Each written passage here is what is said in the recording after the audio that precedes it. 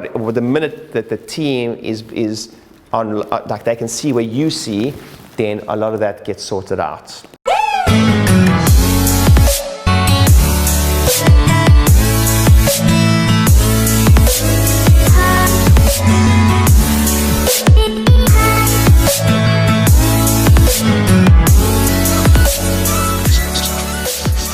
One of the things we all do wrong in our businesses is if the team don't know key metrics within the business, which for those, we've got business owners in the room and we've got team members in the room also, and sometimes what will happen is as business owners we feel a little uncomfortable to show team members the top line figures.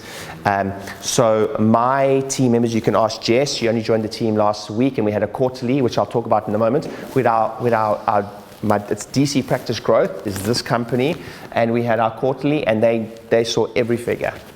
They knew my targets, they know where we want to be in 3 years, where we want to be in 5 years, where we're going to be in a year, and that makes a lot of business owners feel quite uncomfortable, and I'll talk to you about that in a moment. So sometimes I find you get more buy-in from the team when they see certain key elements, and the way I learned that was I was being coached, and someone said to me, how do you expect your team to drive you into the direction when they don't know where you're going? So as business owners, we're all in the Amazon, we're all in the jungle, right?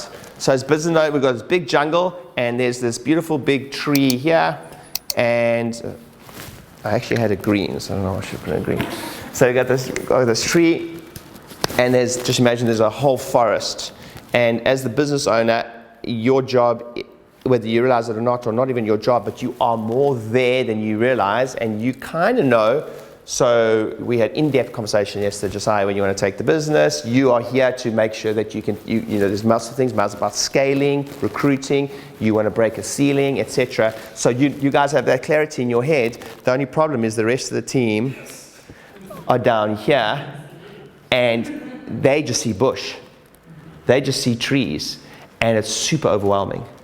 So like, we don't understand why our teams down here don't really know what's going on, because if we don't have the systems and the structure to articulate that to the team. So most of the time when it comes to bonusing and stuff like that, my experience with that is sometimes in certain circumstances in the business you should do it much more, in other circumstances you should do it none. But the minute that the team is on, like they can see where you see, then a lot of that gets sorted out. Because another thing to think about with bonusing and structuring is that when we hire someone, and my team are very clear on this, I'm not hiring to make people's jobs easier, and we're hiring to be more profitable. We're hiring for growth. If there's growth, then everyone can get paid more. So that's easy. And I always say to my team, the best conversation I can ever have with you is, I hope that you sit me down and go, because we looked at our stats a year ago, we've got leading and lagging stats. Please, I want to sit down with you in a year's time, and I want you to say to me, look what we've done. And I want you to say, I want more money. But that's the best case. That's the best case scenario. It's all on growth, right? And then one of the key things that you'll get from me is, you know, I'm not big on numbers are great, but I'm very big on being a more profitable business that works well. So if you can see 1,000 visits a week on $10 an adjustment, and like $5 adjustment or $10 adjustments, and there's many businesses. I mean, Alex Vidan tells a story about a guy who was 1,000 a week, and his average adjustment fee was under $10. Yeah, so he was broke, like on 1,000 a week, really. So I don't care about that. But what happens is when you do good solid business, your average adjustment fees and your average visit fee or case value fee is right up, whether it's $40, $50, $60, $70, then you start going, wow, there's a lot more profit to take more people on the ride with you. That's why profit is so important in the business, is not to lie, is honestly, I haven't earned more money while we were at £3 million, between £3 and £5 million, I didn't pay myself one extra cent. It just went to grow the baby. It just went to grow the baby and take more people on the ride with me. So I'm blessed, you know, I'm so financially blessed, but profitability is so important to take more people on the ride. Is that like, that's such a cool concept, you know?